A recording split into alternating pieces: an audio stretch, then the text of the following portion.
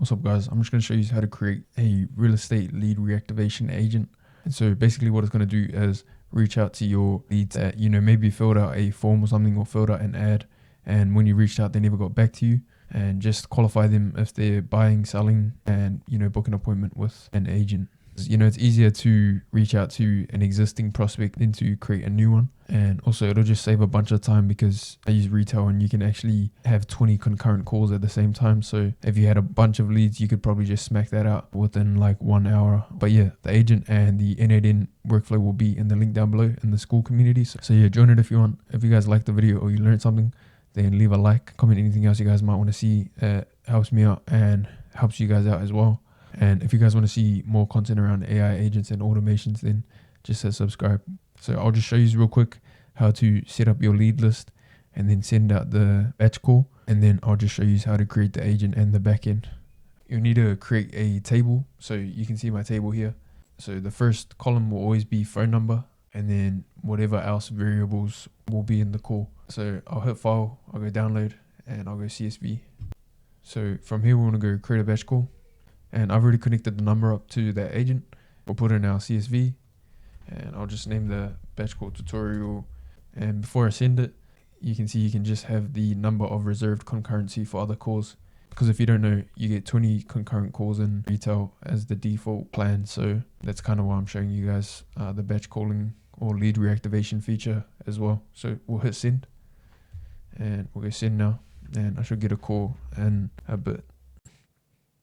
So, getting a call. Hi, this is Emma from Dream Homes Realty. Am I talking to LeBron James? Yeah. You filled out a form on our website a while ago about buying, and when we reached out, you never got back to us. Just wondering if you're still interested in buying a property? Yeah, I am. That's great to hear. Since you just filled out the basic form, I'll need to get some information to see how we can best help you. What's your timeline for purchasing? I'd say probably like 5 months. Got it. 5 months is a good timeline to work with. What's your budget range for the property you're looking to buy? 1.5 million. Perfect. That's a solid budget. Did you have a specific property in mind, or are you still exploring options? I think I liked 88 Richmond Road. I think I saw it on your guys' website. You're absolutely right. 88 Richmond Road is still available. It's a 3-bedroom townhouse listed at $950,000. It seems like it could be a great fit within your budget. Now, are you currently working with a lender or pre-approved for financing? No, I'm not. Are you currently working with... No problem at all. We can definitely guide you through that process if needed. Based on your timeline and budget, I'd love to set up a consultation with one of our agents to show you what's available and help you move forward. Would that work for you? Possibly. I seen another one of your guys' properties. I think it was 12 Oak Street.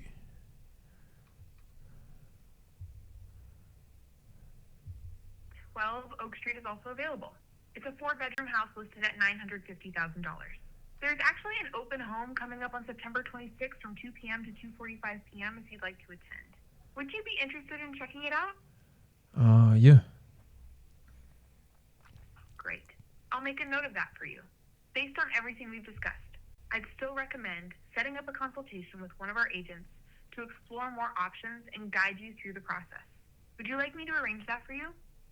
Yeah, sure. Great.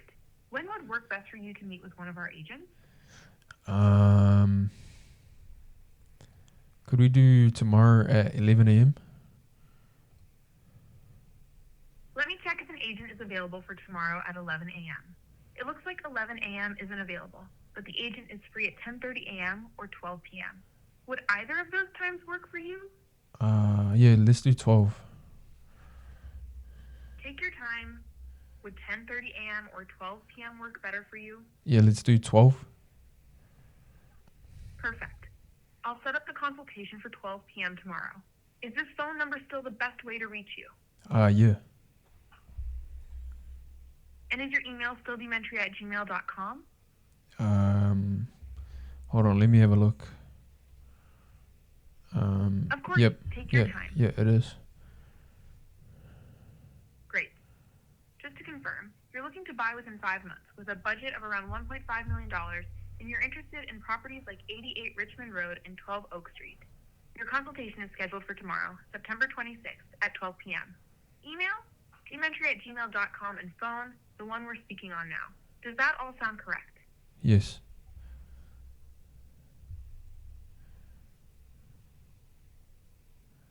All set. You're booked for a consultation tomorrow, September 26th at 12 p.m. You'll receive an email confirmation shortly. If you have any questions or need to make changes, feel free to reach out. Have a great day. Okay. Yeah, so we'll come to retellai.com, log in or create an account. The file will be in my school community. So just come to Classroom and it'll just be in voice agents. If you have the file, just hit import. We'll just choose the real estate lead reactivation one and hit save. And so if you have it, then that's good. But I'll show you the people who don't have it on how to create it. So we'll go create an agent, we'll go voice agent, and we'll go multi-prompt agent, and we'll hit create. From here, I'll just rename it to real estate lead reactivation tutorial. And so for our LLM, we'll just go GPT-4 and we'll just use the fast tier. But using different LLMs will make your agent sound very different depending on what you choose. But for the voice, we'll just go with Cartesia. I choose Cartesia because it's the fastest, and I'm just gonna go with Mia. So I'll use that voice. And then for the settings, I just like to turn the temperature down so it's not like jumpy, and I just leave it on Sonic 2. For the functions, I just have in-call, so I'll click add and I'll go in-call. I'll hit save. Got no knowledge base. You might want to add one in for your real estate. And then for speech settings, for the background sound, I think I've got a coffee shop, and I think I just put that down to like 0.25 or something. And we've got enable speech normalization. So we'll close that. We'll go to real-time transcription settings. I just got remove noise, optimize for accuracy, and then on medical for vocabulary specialization. And then call settings, we can turn that off. In call and silence, just put that to like 30 seconds. Max call duration, I think we can put it at like 7. And then ring duration, I think 30 seconds is good. And then I got no post-call analysis, no security and fallback settings, and no webhook settings for right now. And then just for the welcome message, I'll just have on AI speaks first. It'll be a dynamic message, and we'll just have it pause like 0.2 seconds before it speaks. So from here, we need to add in our general prompt. So I'll just paste it in. Hit save. And yeah, I won't go through the prompts too much, but pretty simple general prompt. Just got role, you are Emma, a world-class real estate lead reactivation specialist with 8+ years of experience reconnecting with cold prospects. You respond naturally and warmly like a human, not robotically, and prioritize rebuilding relationships with prospects who showed previous interest. You are intelligent and pick up on obvious cues without asking redundant questions. And then we've just got the tools available. So Encore, which is the only tool available in the general prompt or the main state prompt. We just got a note here. So we've got other tools, which is search property, which just obviously allows us to search the property, the check availability, and the book appointment, which allow us to book the appointment. So we just got the task, handle lead reactivation calls for prospects who filled out a form days ago but didn't respond to follow-ups. Reconfirm their interest and route them to appropriate qualification flows. And then we just got the call script, which is really just 2 exchanges, asking if it's the name and then asking if they still want to sell or buy a property. And the reason why it's only 2 exchanges is because if they're still doing what they wanted to do, like buying or selling, then it'll just transition to that state, and in that state it'll tell it what to do. And just got what to do if they say yes or if they say no, and some more prompting around transitioning to the state. And so we just got some critical guidelines. Never be pushy. Always acknowledge the time gap, show genuine understanding, like, let's say the user has a big change in their life. Maybe that's why they didn't purchase or sell their house. Show genuine understanding of that, and then focus on rebuilding trust. So from here, let's jump into the prompt tree. We'll go new state. For this one, we'll just call this main state, or we'll just call it main, and we won't put anything in the prompt, but we'll hit save. Why I just do this is because it's the starting state, so when a call begins, it'll just be in the main state or the general prompt. And if we add a different state, let's say we start it off in the buying state, then it's going to start off asking questions about buying when we don't know if that's what the user wants to do. But anyways, we'll use this new state that we just created, and we'll call this buying state. We'll add another one. We'll call this one selling state. And we'll add one more, and we'll call this one book appointment. So book. So from here, we'll just go ahead and connect the buying state and the selling state to the main state, and we'll connect the buying state and the selling state to the book appointment. So we'll just go through each state, putting in the prompts and putting in the functions for that state. So we'll start off with selling, because selling is just a script, there's no functions in it, so it'll be simple enough. So I'll just put in the prompt. Like I said, I'm not going to go through it too much, but we just got the task here: handle seller qualification for prospects who filled out a selling form but never responded to follow-ups. You must gather their timeline, property details and expectations in a natural conversational manner to determine if they're qualified for agent consultation. And we just got under 6 months timeline plus realistic expectations for qualification. Yeah, so it's a bit broad, but you can obviously fix it to whatever sort of qualification criteria you need. But yeah, the rest of the prompt is just telling it how to answer questions and gather information, and then just the next steps. So if it should transition to not book appointment management. Yeah, and I just changed that to appointment management. The selling state is pretty straightforward, like I said. We'll click on the edge, and the path condition will just be if the user is still interested in selling their property, and we won't have it sending through any variables. So we'll save that, and then we'll come to the buying state. I just pasted in the prompt, but it's basically the same thing. So handle buyer qualification for prospects who filled out a buying form but never responded to follow-ups.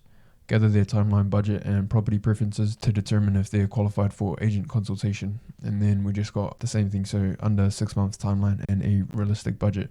So we've actually got a function in the state which is search property, which is why in the demo you would have seen it searching the Airtable.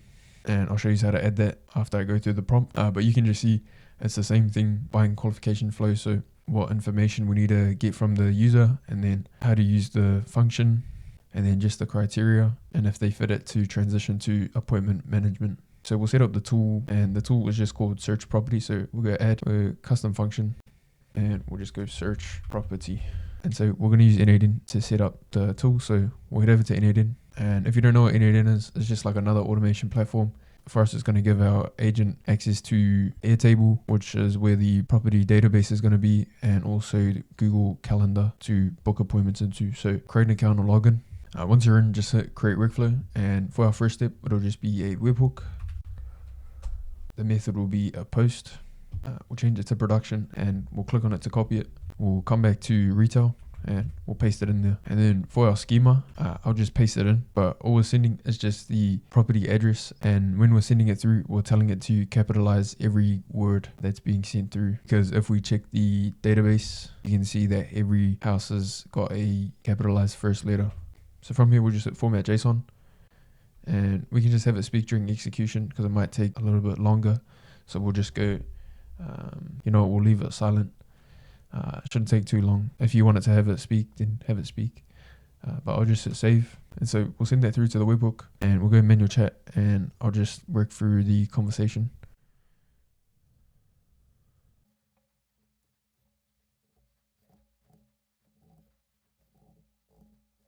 Okay, so now it's asking me, do you have a specific property in mind, or are you still exploring options?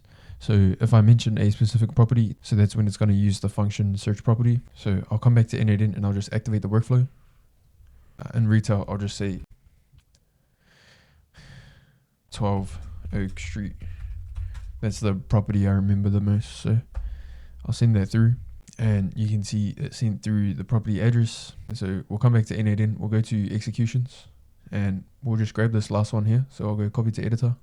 If I click on it, close the headers, close the call, you can see that the function name is search property, and that the property address is 12 Oak Street. So from here, we'll add a switch, and the first value will just be name. So close the headers, close the call, and this name here. And this is just the function name. And so we need to put is equal to search property so that it can filter through, right? So if I hit execute step, it's allowed to go through the workflow. If it was equal to something different, not what it exactly is, then it's not going to go through. So I'll close that, and I'll just rename the output to search property. So I'll send that through. And so from here, we'll need an Airtable node, and this one will just be search records.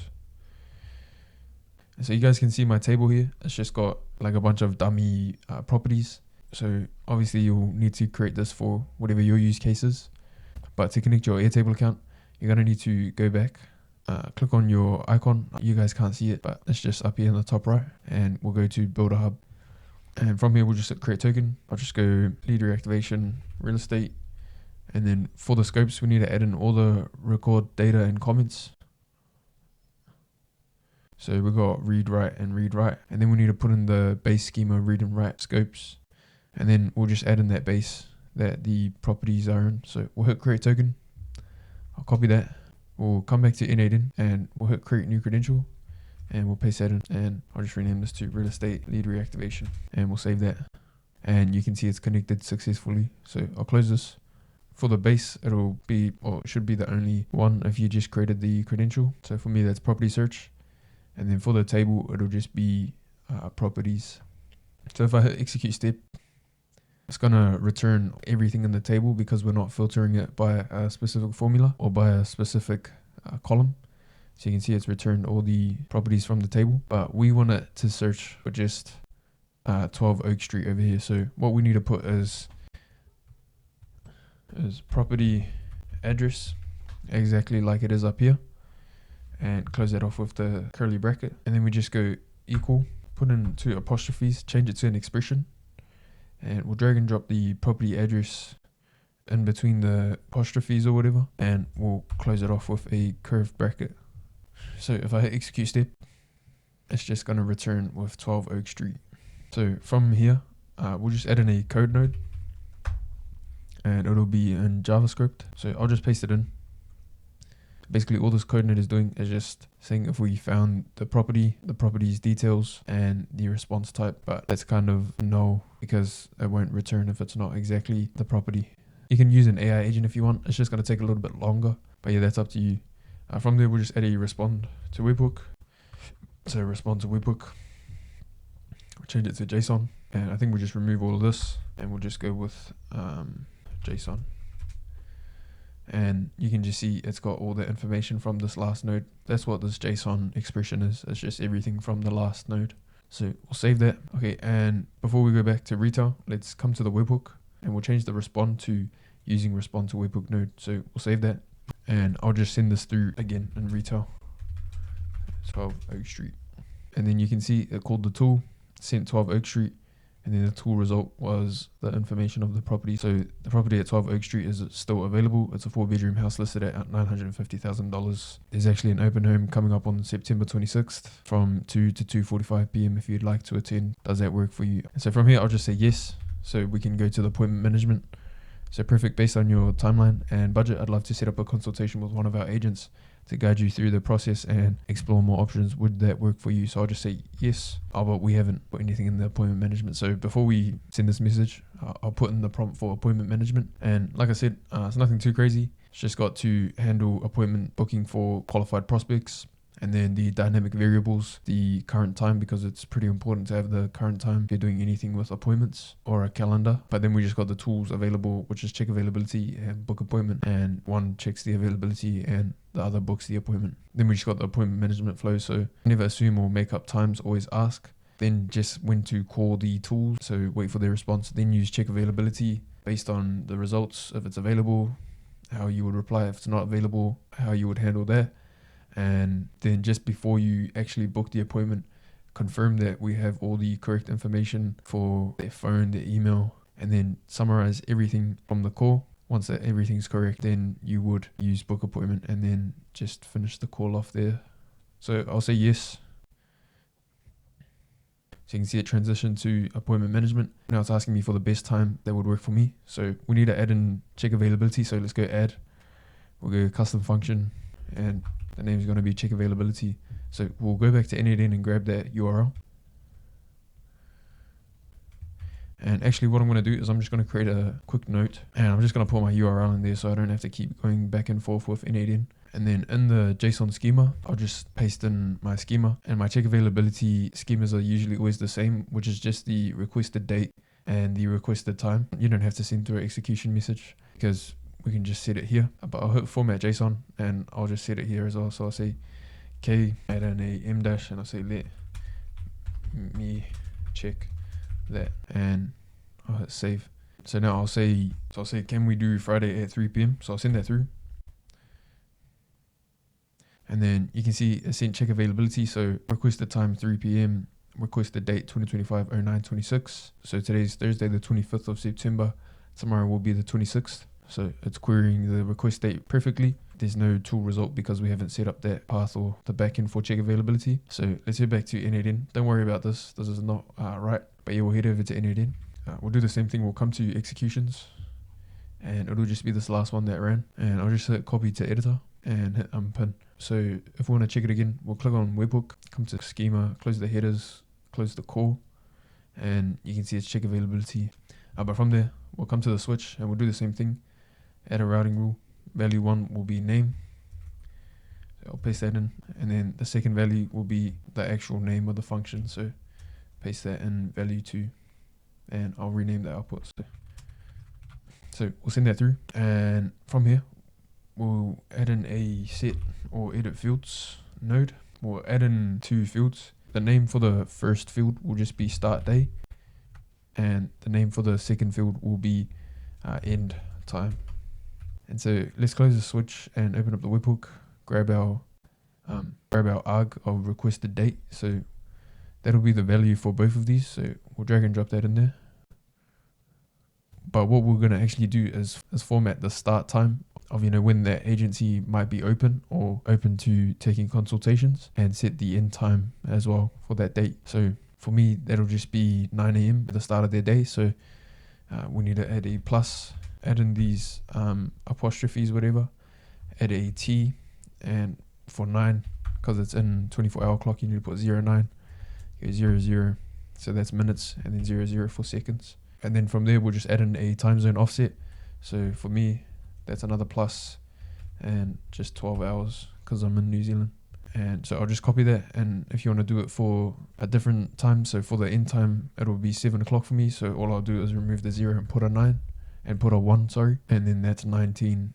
So that's 7 p.m. on the 24-hour clock. So from there, I'll hit execute step, and you can see we got start day and end time for 9 a.m. and 7 p.m. on the 26th.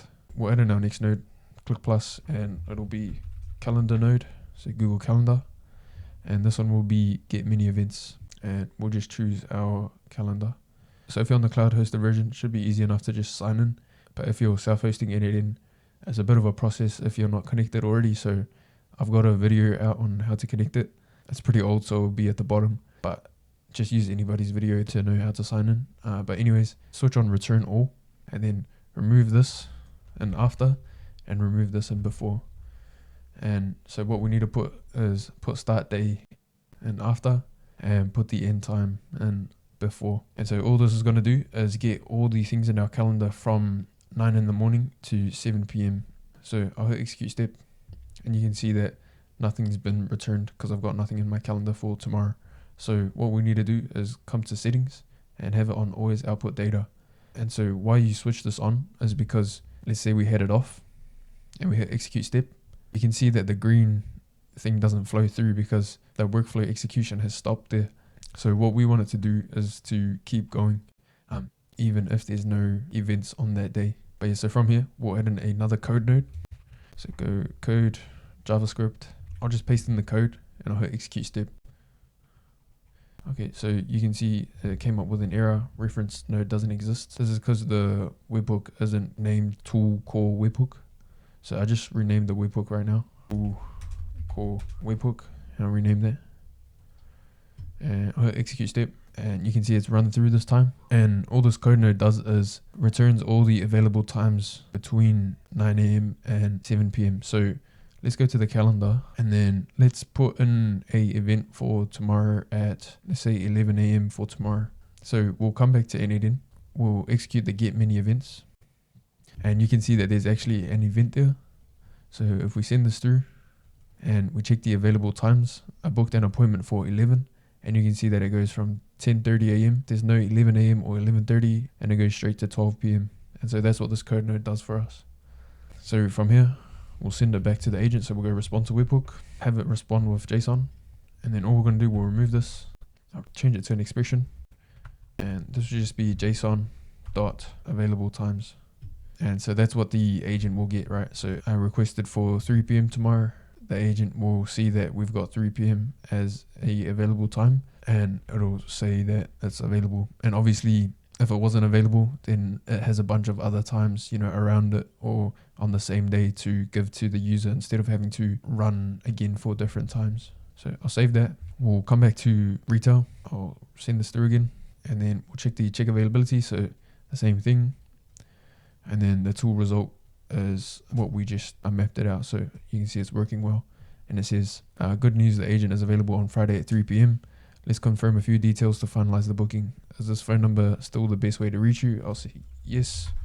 And is your email still the same as the one you provided earlier? I'll just say yes. So just summarized everything from the conversation, and it's asking me if it's all correct. And once I say yes, it's going to use book appointments. So we'll need to set up that function or tool. So we'll hit add again. We'll go custom function, and the name will be book appointment. We'll grab a URL from our vault here, and we'll just paste it in. And I'll paste in the schema, but all I'm sending through quite a bit, but what I'm sending through is the client details, the appointment details, and just the context of the lead. So I'll format the JSON, and I won't have it saying anything while it runs. So I'll hit save, and I'll say yes. So now it's going to send book appointment through. We haven't set up the N8M backend, so it's not going to book an appointment for us, but it will be sent through now. So there we go. You can see it ran book appointment, and it's sending through all the details. So tomorrow at 3 p.m. till 3:30, the location, the appointment type, the notes. So client is interested in 12 Oak Street, the client details, and just the context like we said. So from here, let's head back to N8N and set up the backend. So we'll go executions again and grab this latest one that ran. So I just copied it to editor from the execution. And you can see it didn't filter through because obviously there's no path for it that we've set up in the switch. But if you want to check it, once again, close the headers, close the core. You can see book appointment right there. But we'll come to the switch and we'll add a route for it. So copy the name, copy that, and paste that in there. And I'll just rename the output to book appointment. When you rename the output, it has no effect on anything in the actual workflow apart from visually being able to see it when you see what route it's going down. So we'll send it through, and I don't know if you can see it, but it's gone through. But from there, we'll add a code node. So code in JavaScript. I'll just paste in my code node. And so the code nodes for this route that I'm putting in are like optional. They're just things that I like to add in to make like the calendar event look better and the email look cleaner without using AI, but you can do whatever you want.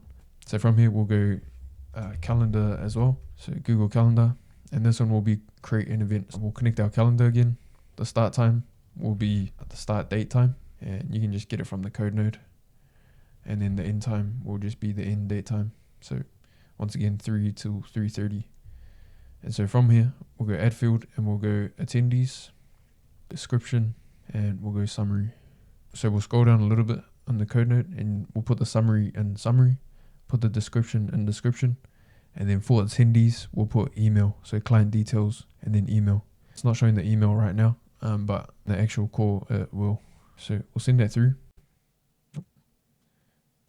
It's saying invalid attendee email, so I'll just hard code it for now. And if we check our calendar, you can see that we just created a event there. And so from here, we'll send it back to the agent. So respond to webhook, and it'll just be all incoming items. We'll send that through. And from here, we'll add another code node, code in JavaScript. I'll paste it in and I'll send it through.